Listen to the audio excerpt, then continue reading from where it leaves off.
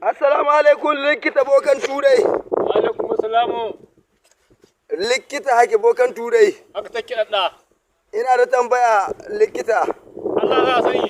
Wallahi wai tambaya da shekaran jiya da an kai min tiyatar nan ta koda. Wai ko tausa ka samin don wallahi na ji awa ina jakin. Ka dabbuta sa ta dabbobi sa ta dabbobi. Ta da cin waida ma. Ka je ta dabbobi? Ta dabbuta sa maka wallahi. Wallahi na ji ina jakin in dan yin kuka wani lokaci. Sai ya hito min na dai awa dai wata dabba. To don Allah ka dawo gobe a canza mata a sa mata ka don Allah. To da yin girma amma yanzu ni na za a ba kuɗi ko ya hanka ta wajen aiki. Wallahi kai zaka ba su a.